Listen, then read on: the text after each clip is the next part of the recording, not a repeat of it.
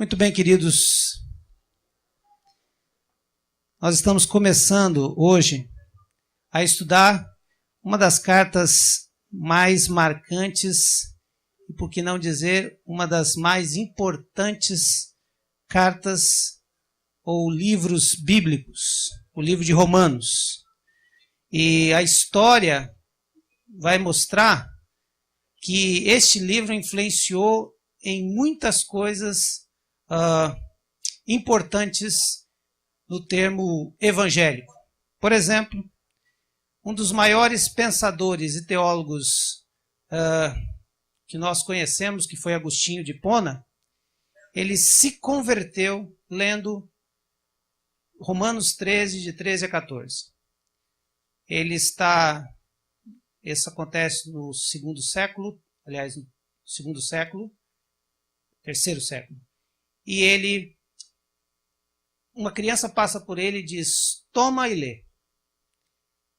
E de repente ele joga o livro e cai, joga no chão e cai em Romanos 13, de 13 a 14. E ele vai ler e ali toma uma decisão, entende o que está nesse livro.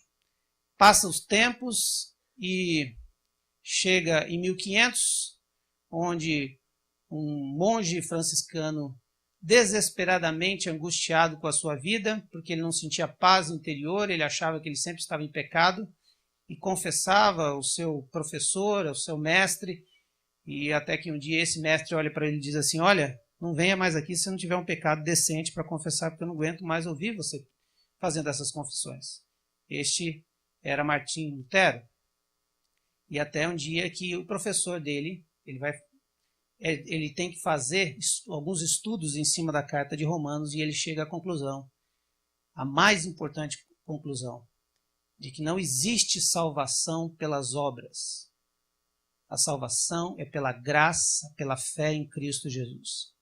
E aí ele prega essas teses naquela igreja, e aí começa a conhecida, chamada Reforma Protestante, que neste ano, no dia 31 de outubro deste ano, completa 500 anos. Por causa dessa importância, a carta merece que a gente se debruce nela.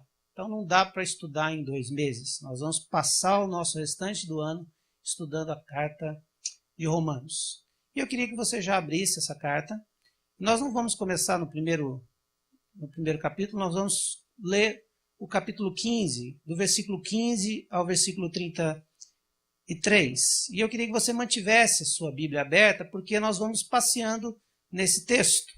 A ideia é que a gente converse, leia o texto, os versículos e vai falando sobre eles, porque a delícia dessa carta é exatamente a gente mastigando. Sabe quando você pega aquele chocolate que você está com vontade, mas você não dá aquela bocanhada, você morde um pouquinho e vai se deliciando? É assim que a gente tem que ler a palavra de Deus.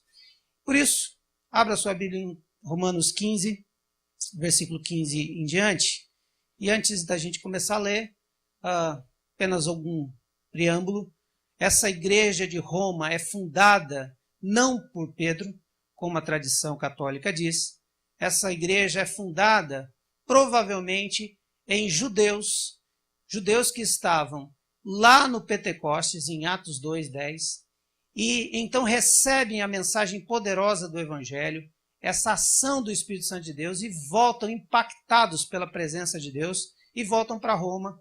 E Roma, na época, tinha mais ou menos 1 milhão de pessoas, já era uma mega cidade, com mais de 40 mil judeus.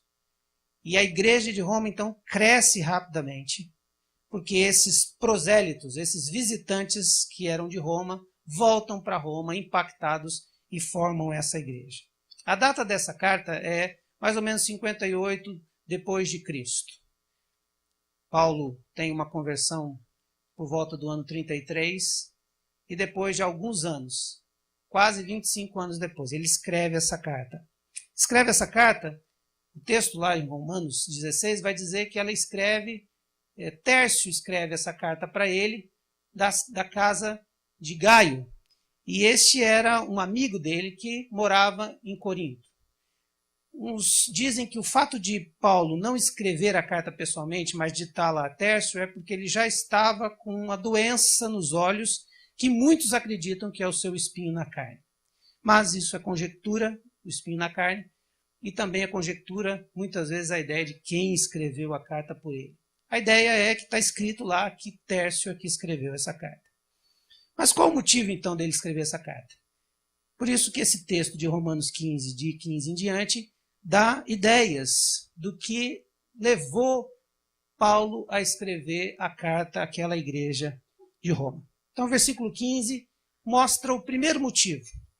Diz assim: a respeito de alguns assuntos, eu lhes escrevi com toda a franqueza, como para fazê-los lembrar-se novamente deles, por causa da graça que Deus me deu. Que motivos são esses? Que assuntos são esses? É bem provável que, olhando para a carta, você percebe quais são os assuntos. Capítulo 1 ao capítulo 3, Paulo vai gastar um tempo especial com argumentos dizendo aquilo que seria uma das maiores e mais importantes doutrinas do cristianismo. Que todos pecaram e separados estão da glória de Deus. Mas, graças a Cristo, nós somos justificados pela fé. Então, Paulo gasta o primeiro capítulo dizendo do seu apostolado e do evangelho de Cristo, e Romanos 1,16 é um dos versículos mais fantásticos dessa carta, porque eu não me envergonho do evangelho de Cristo, que é o poder de Deus.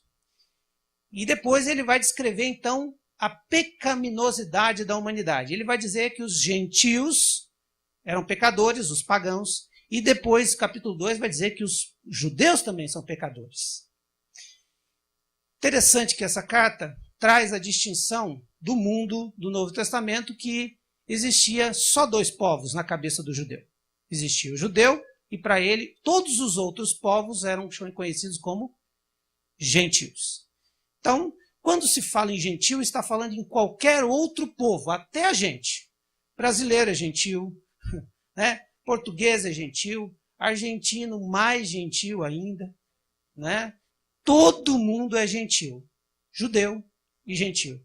E ele vai então dizer, o pagão, o gentil é pecador. E é indesculpável.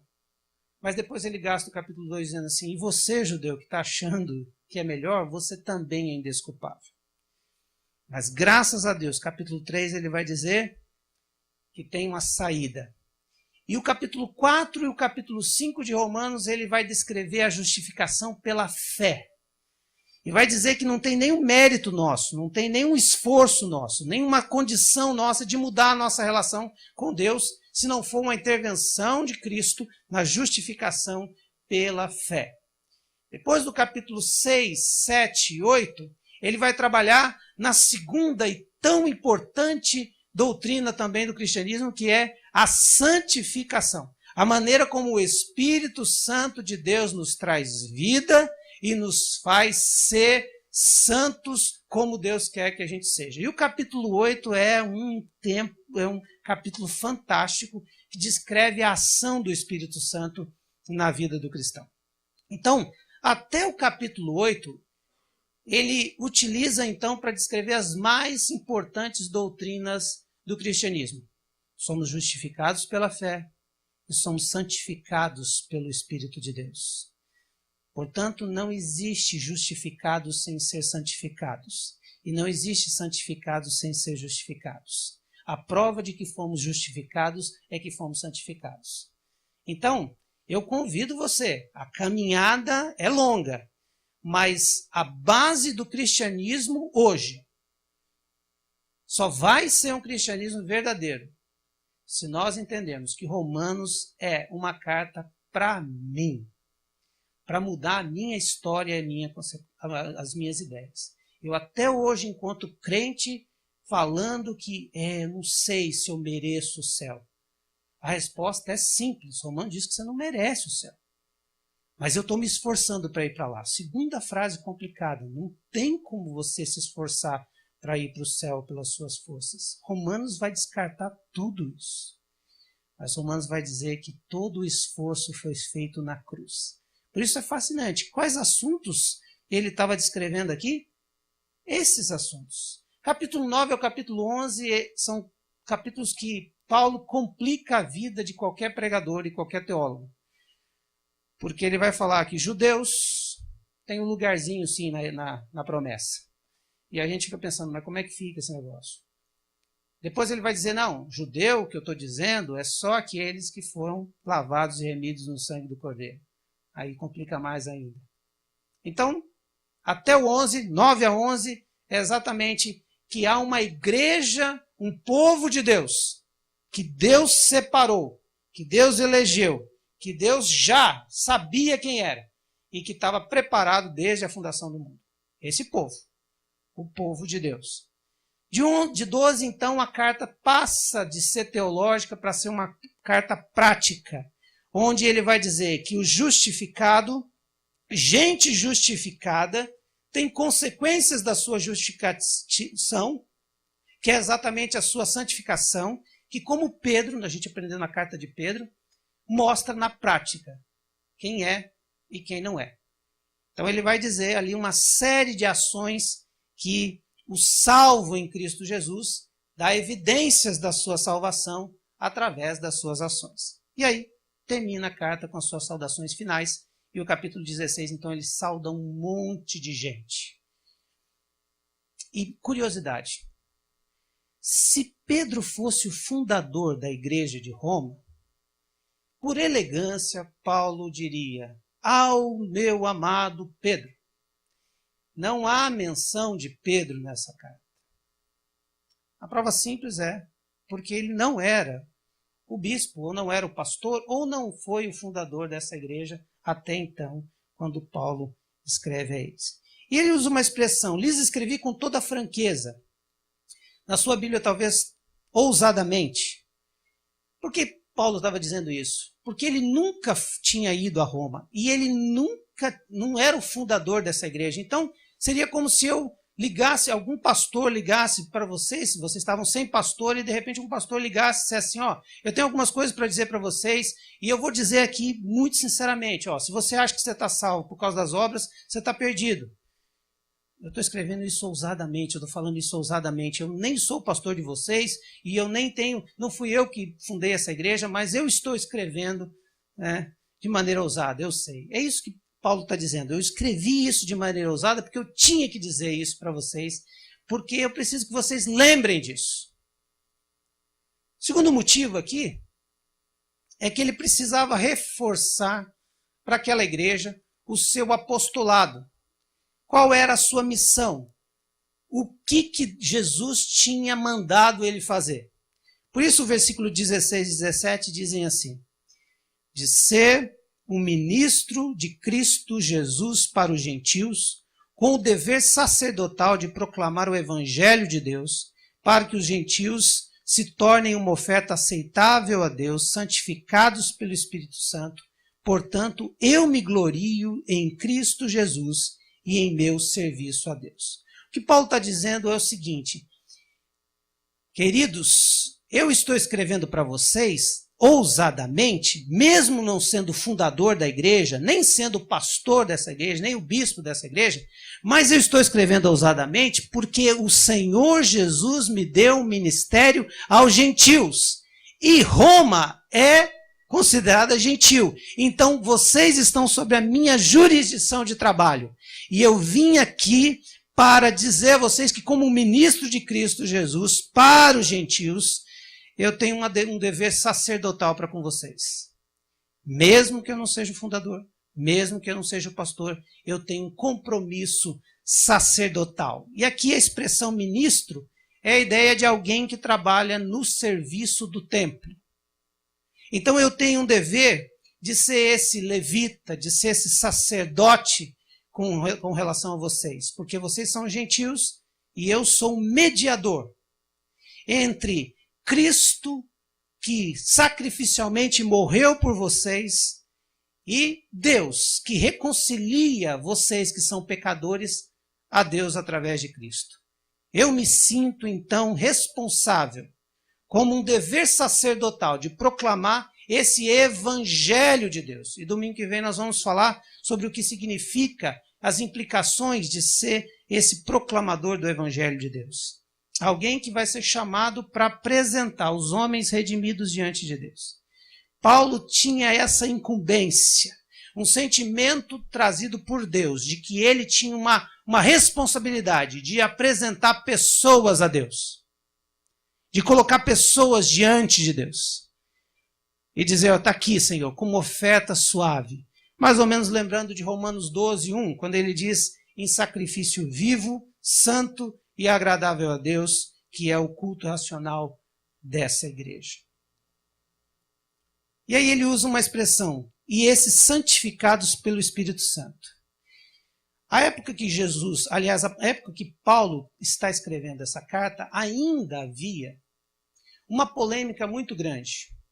Os judeus de Jerusalém, ou até mesmo os judeus de fora de Jerusalém, ainda, mesmo convertidos ao cristianismo, ainda tinham acepção, uma discriminação com relação aos gentios.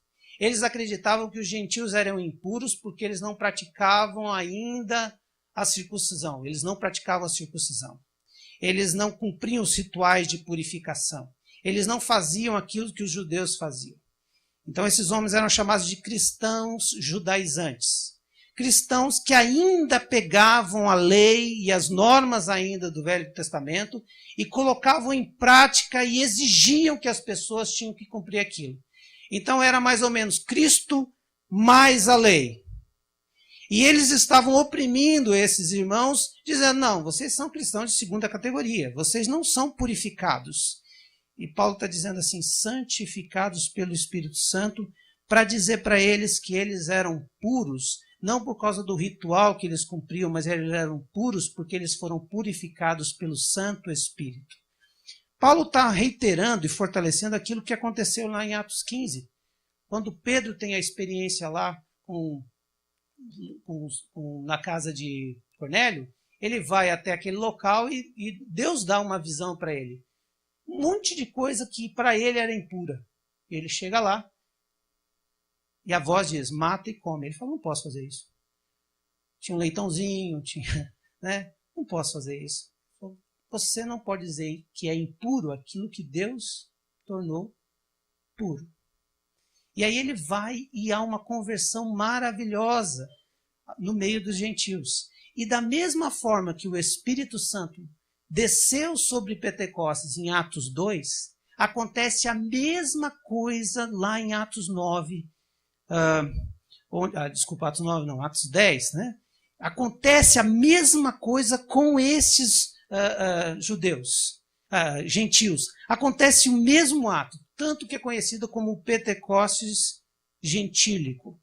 Deus não queria fazer vários Pentecostes. Deus só queria dizer o seguinte, assim como eu desci com o meu espírito sobre os judeus, eu desci com o meu espírito sobre os gentios. Porque é toda a carne que eu quero santificar. A purificação não é pelos méritos seus ou pelas ações suas. A purificação é pelo meu espírito que santifica a todos. E aí, o terceiro motivo que ele vai escrever essa carta é a confirmação do seu apostolado com sinais. Presta atenção lá no versículo 18. Não me atrevo a falar de nada exceto daquilo que Cristo realizou por meu intermédio em palavra e ação, a fim de levar aos gentios a obedecerem a Deus, pelo poder de sinais e maravilhas e por meio do poder do Espírito de Deus. Assim, desde Jerusalém e arredores até o Ilírico, proclamei plenamente o Evangelho de Cristo. Hoje nós estamos cheios de apóstolos. Mas, biblicamente, os apóstolos tinham que cumprir um tipo de quesito ou requisito. Um apóstolo bíblico, primeiro, ele tinha que ter sido testemunha da ressurreição de Cristo. Ele tinha que ter visto Cristo depois que ressuscitou. Augusto Nicodemos tem até um livro a respeito disso, falando sobre a questão dos apóstolos hoje, é a pergunta. Então, nesse quesito, nenhum apóstolo hoje poderia ser apóstolo. Por quê? Porque nenhum viu Cristo ressuscitado pessoalmente. Segundo requisito para ser um apóstolo é que ele tinha que ser chamado diretamente por Cristo. Ele tinha que ter sido convocado por Cristo. E Paulo entra nessa história porque em Atos 9 ele recebe o chamado exatamente de Cristo. O que você está fazendo, Paulo? Aí ele pergunta, quem é o senhor? Eu sou aquele que você está lutando contra. E eu tenho um chamado para você. Terceiro requisito é que o ministério tinha que ser marcado por sinais e maravilhas. Por quê? Para autenticar a mensagem de Cristo. Porque falar, todo mundo fala. Mas quero ver a coisa acontecer.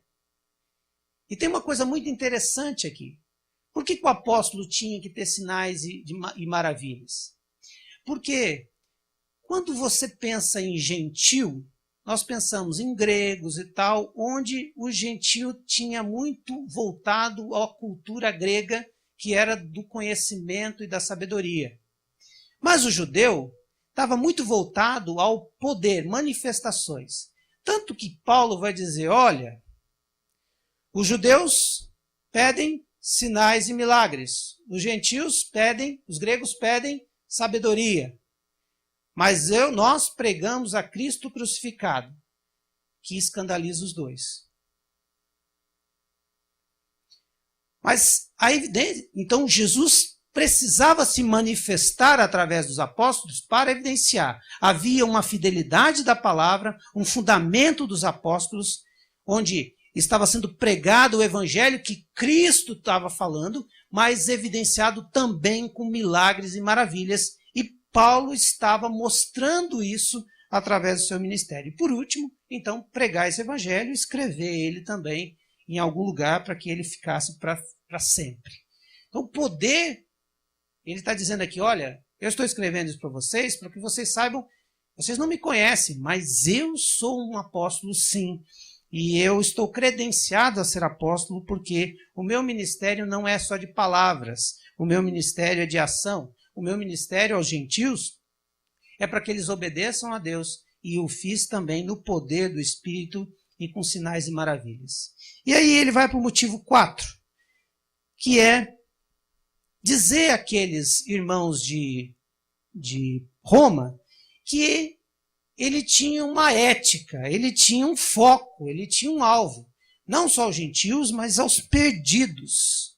Então ele não estava mandando essa carta para Roma por nenhum outro interesse, não mudando o seu foco, não estava pedindo emprego para os romanos. Ele só estava dizendo o seguinte, olha, eu tenho uma ética, e a minha ética é pregar para os perdidos. Versículo 20 em diante, que diz assim, sempre fiz questão de pregar o evangelho onde Cristo ainda não era conhecido, de forma que não estivesse edificando sobre alicerce de outro, mas antes, como está escrito, hão de vê-lo aquele que não tinha ouvido falar dele e entenderão aqueles que não o haviam escutado.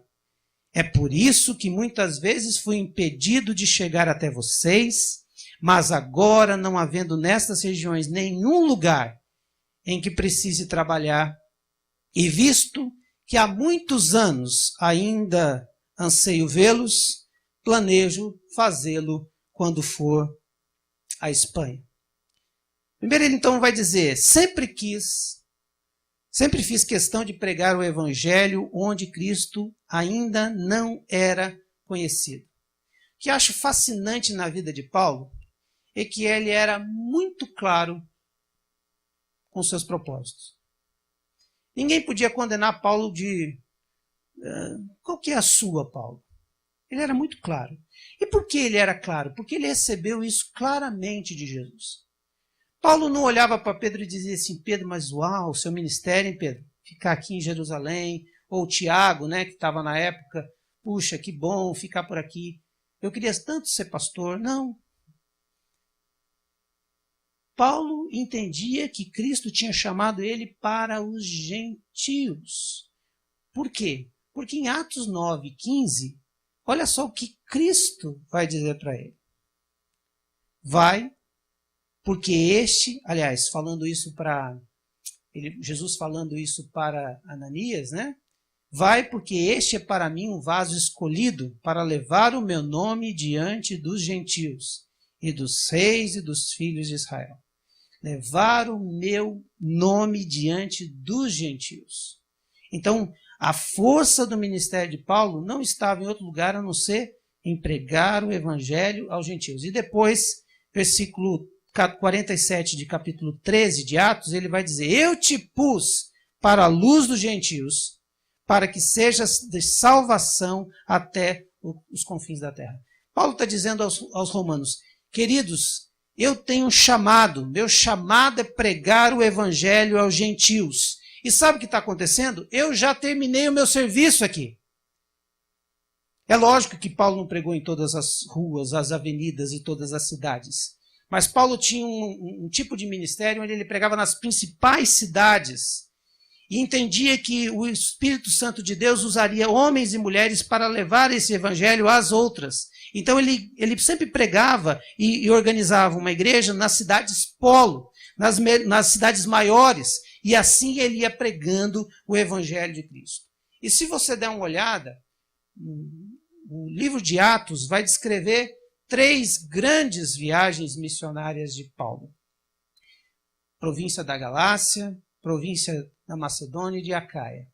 Primeira viagem de Atos 13 e 14, segunda viagem de Atos 15 a Atos 18 e a terceira viagem de Atos 18 a Atos 20. E ele então prega o evangelho a esse povo todo, a essa quantidade toda, e por isso não tinha tempo de ir para Roma. Por isso que ele vai dizer, eu estava muito ocupado e eu não tive tempo, eu queria ir antes, mas não deu, porque eu tinha que pregar o evangelho. Parênteses, que homem comprometido com o seu foco, com o seu alvo, de ganhar os gentios para Cristo. Ele não parou mais desde a sua conversão. E aí ele vai fazendo a obra. Ao ponto de dizer, aqui já terminei. E eu espero vê-los. Veja, nessa altura ele já tinha 20 anos já que estava exercendo o seu ministério. Embora não tinha pregado em todas, mas tinha pregado nas principais cidades daquela região da bacia do Mediterrâneo. E aí ele olha, vai escrever na carta: mas eu agora planejo sair do Oriente que eu estou e começar a pregar no Ocidente. E eu quero ir pregar agora nessa última fronteira do Império Romano, que era a Espanha. Eu quero chegar lá. Eu quero pregar o evangelho a eles. Foco, ética, objetivo, bem determinado. Ninguém enganava ele. Ninguém ia chegar e dizer: não, eu tenho aqui uma sugestão. Não, muito obrigado. Deus abençoe seu ministério, mas o meu é para os gentios. Um quinto motivo que ele escreve essa carta é que, já que ele vai até a Espanha, ele vem buscar parceria com essa igreja local. Versículo 24b.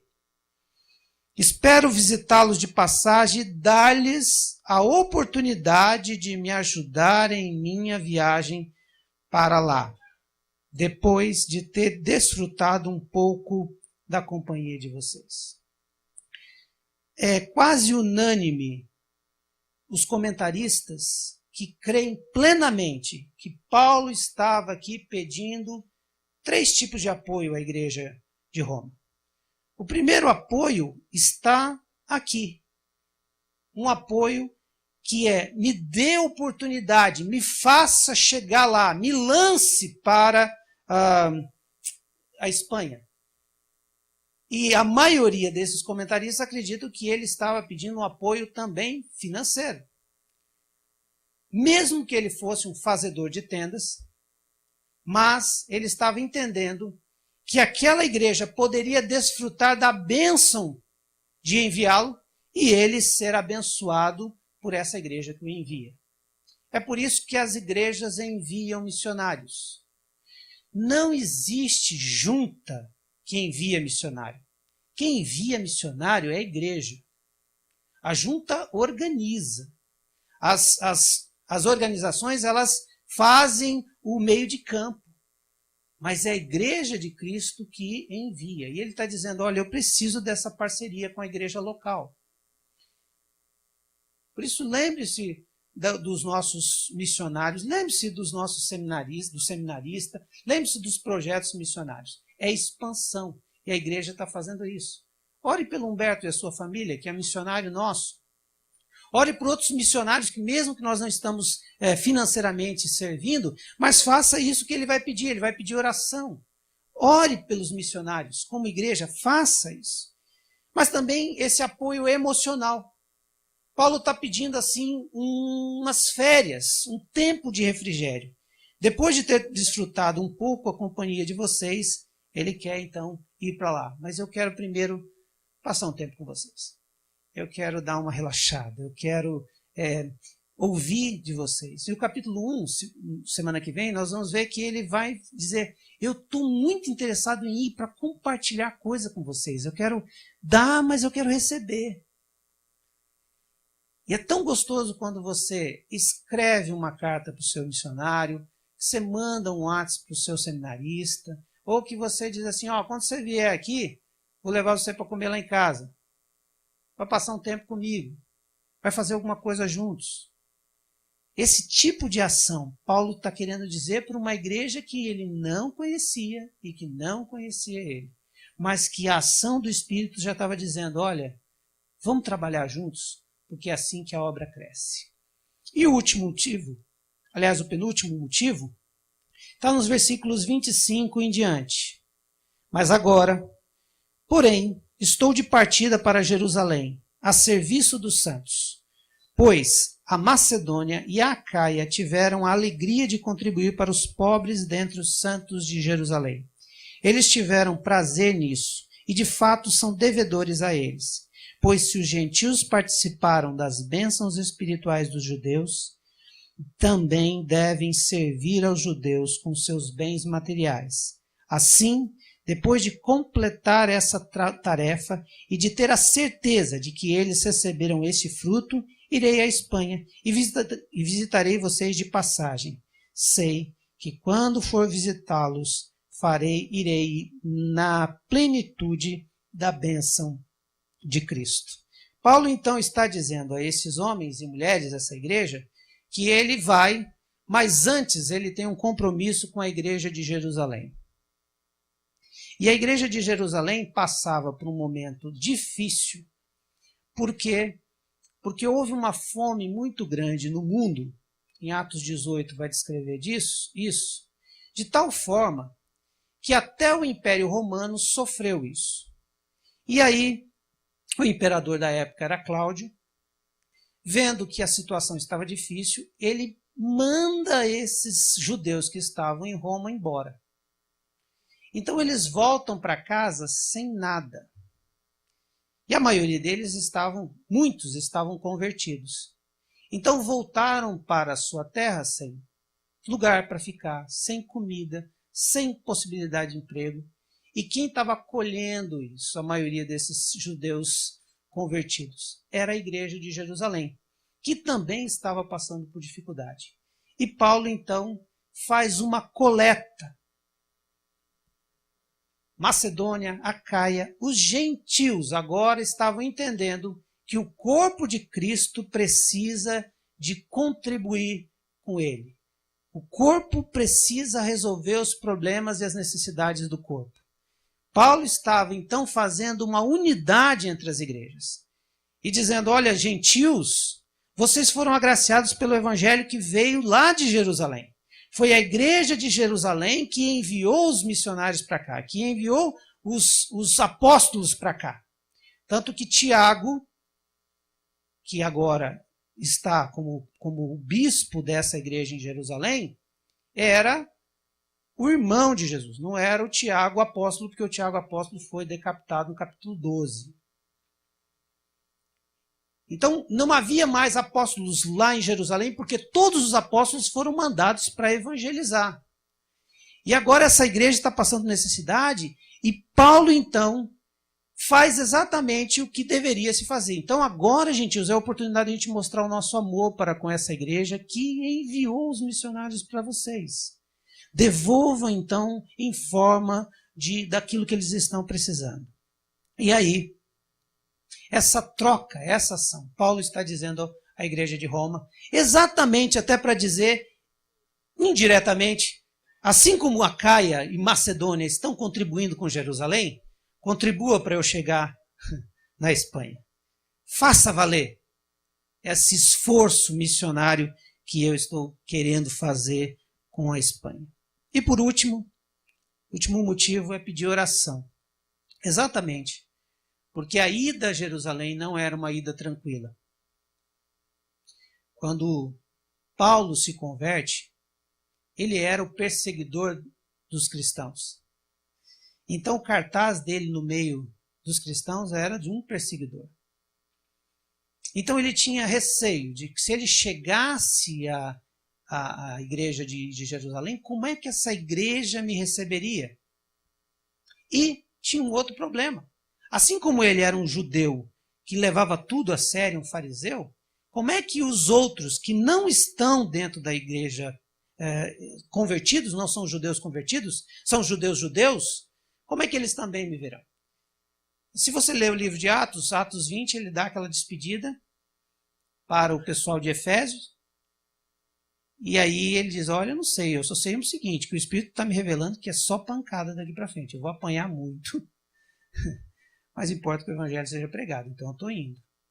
E a coisa mais interessante é que Paulo, obedientemente, vai fazer aquilo que essa igreja de Jerusalém diz para ele fazer em Atos 15. Porque Atos 15 tem aquela polêmica, né? Os judaizantes estavam dizendo assim, não, vocês precisam, aceitou Jesus, mas tem que circuncidar. E aí nessa polêmica, Paulo os enfrenta e ali Pedro, então, levanta a sua voz e diz, não é assim não. Aos nossos irmãos gentios, eles não precisam fazer nada, eles só precisam fazer o seguinte, quero só que eles tenham cuidado dos órfãos, que eles não comam comida sacrificada. Isso que nós queremos que eles façam isso. Pensem nos pobres, ajudem os pobres, não deixem eles desvalidos. E Paulo está obedientemente cumprindo essa ordenação da sua igreja mãe, da igreja que o enviou. Está voltando agora com os donativos para essa igreja. Mas está com receio. Versículo 30. Recomendo-lhes, irmãos, por nosso Senhor Jesus Cristo e pelo amor do Espírito, que se unam a mim em minha luta, orando a Deus em meu favor. Orem para que eu esteja livre dos descrentes da Judéia, e que o meu serviço em Jerusalém seja aceitável aos santos, e de forma que pela vontade de Deus eu os visite com alegria e juntamente com vocês desfrute um período de refrigério. Orem para que eu esteja livre dos descrentes da Judéia. Esse pedido de oração de Paulo não foi atendido. Não foi. O que eu acho fascinante na Bíblia é que ela escreve as coisas e ela descreve algumas coisas que não aconteceram. Paulo não foi atendido nesse pedido, porque os descrentes judeus, rebeldes da Judéia, foram até Jerusalém, e Atos 21, 27 vai descrever exatamente o seguinte. Quando já terminavam os 7 dias, alguns judeus da província da Ásia, vendo Paulo no templo, agitaram-se toda a multidão e o agarraram. E gritando, israelitas, ajudem-nos! Este é o homem que ensina a todos em toda parte contra o nosso povo, contra a nossa lei e contra este lugar. Além disso, ele fez entrar gregos no templo e profanou este santo lugar. E a história de Atos 21 até 28, ali começa então a prisão de Paulo e as apelações que Paulo fez para sair da jurisdição da Judéia, para poder chegar a Cesárea, Cesareia Marítima e depois pedir o último apelo para ser julgado por César em Roma. Ele não conseguiu chegar em Roma como ele gostaria de chegar, tudo tranquilo, maravilhoso, para poder ficar um tempo lá. Ele vai para sua prisão domiciliar e passa então um tempo ali. Mas o segundo pedido foi atendido. Que o meu serviço em Jerusalém seja aceito aos santos. Isso está em Atos 21, 17, que diz assim: quando chegamos em Jerusalém, os irmãos nos receberam com alegria. E no dia seguinte, Paulo foi conosco encontrar-se com Tiago, e todos os presbíteros estavam presentes. Paulo os saudou e relatou minuciosamente o que Deus havia feito entre os gentios, por meio do seu ministério. E ouvindo isso, eles louvaram a Deus. Então essa oração foi atendida. A primeira não, a segunda sim. De forma que pela vontade de Deus eu os visite com alegria. 3 anos após ele escreve essa carta, ele volta para Roma, ele vai para Roma, mas não para esse refrigério, mas sim para o julgamento com César e ficar a sua prisão domiciliar. O que a gente aprende com esses motivos que Paulo coloca aqui para escrever o livro de Romanos? A gente aprende que este homem amava Jesus desde o primeiro momento que Jesus o chamou. Que este homem não tinha dúvida do seu chamado. Que este homem não tinha dúvida dos milagres que Deus fez nele e que faria através dele. Que este homem não temia a morte, porque ele tinha encontrado a vida. E que ele tinha um prazer muito grande em ver gente conhecendo o Cristo que ele conheceu. E ele abre mão de muitas coisas. Ele arruma confusão na vida dele com muita gente. Ele enfrenta Pedro e diz na cara de Pedro: você diz que é pela graça, mas você, quando está com os judaizantes, você fica judeu. Quando está com gentil, você fica gentil. Qual é a tua, Pedro? Esse homem que enfrenta o concílio lá de Jerusalém e diz: olha, não, os gentios foram alcançados pelo Evangelho de Cristo também. Esse homem que passa a vida dele em cima de uma causa, em cima de uma missão, em cima do seu propósito, porque não foi um homem que o chamou, não foi uma igreja que o chamou, não foi um assovio que o chamou, foi Deus quem o chamou na pessoa de Jesus Cristo. Então esse chamado de Deus faz com que ele tenha convicções, faz com que ele enfrente as dificuldades, faz com que ele seja consolado pelas santas consolações do Espírito, faz com que ele dia a dia enfrente dores, perseguições, tristezas e dificuldades. Porque não me envergonho do Evangelho de Cristo. Porque ele é tudo para mim. Essa é a lição. Se você fosse escrever uma carta para a sua antiga igreja, o que você diria para ela? Quais motivos você teria para escrever uma carta para a igreja que você se converteu? O que você diria para ela? Qual o alvo que você diria para ela? Ó, eu estou querendo visitar aí porque eu tenho um propósito para fazer disso. O que você ia dizer para a sua antiga igreja? O que você ia relatar dos sinais poderosos e prodígios que Deus fez? Sabe qual que é o nosso problema como igreja hoje? É que a gente não sabe quem nos chamou e muito menos para que nos chamou. Então a gente não tem muitas vezes o que escrever. Mas eu quero dizer para você que você foi justificado. E nós vamos aprender isso. Pela fé, somente pela graça. E você foi santificado, separado por Deus para a obra do ministério, independente se você é quem é e faça o que faz. Eu quero orar com você, terminando esse tempo de culto. E quero orar pedindo para que Deus se manifeste de maneira especial a você. Para que Deus tire essa angústia do seu coração e essa falta de propósito na sua vida. Que nunca mais você tenha dúvida do que você é. Você não é um estudante cristão. Você não é um funcionário cristão. Você não é um gerente cristão. Você não é um empresário cristão. Você não é um professor cristão. Você é um cristão.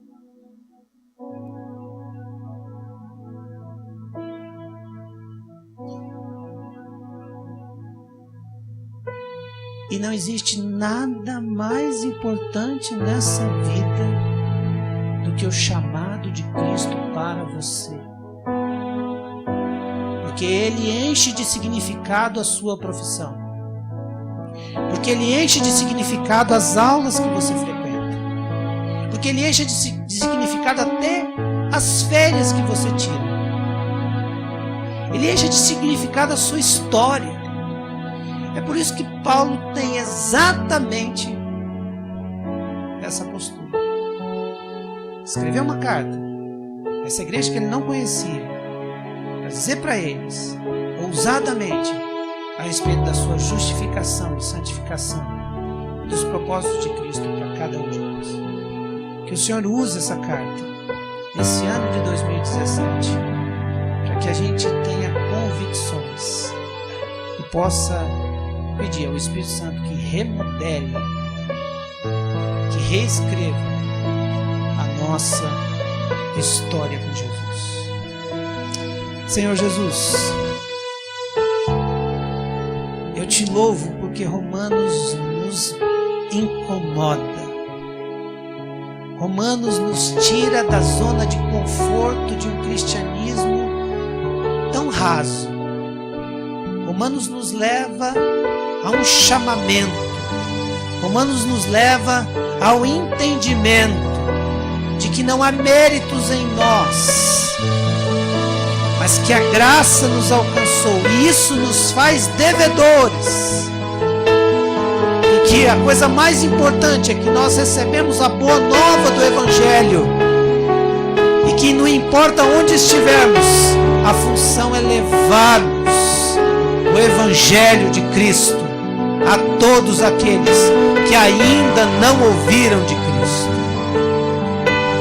Por isso nós não nos envergonhamos do Evangelho de Cristo, porque é poder de Deus. Senhor, enche a tua igreja desse desejo, dessa vontade de viver as experiências no teu Espírito, no poder do teu Espírito, pregar no seu Espírito para a glória e honra do nome de Jesus. Desperta a tua igreja, aviva a tua igreja, faz nascer a tua igreja, renasce em nós o fogo da alegria, da salvação.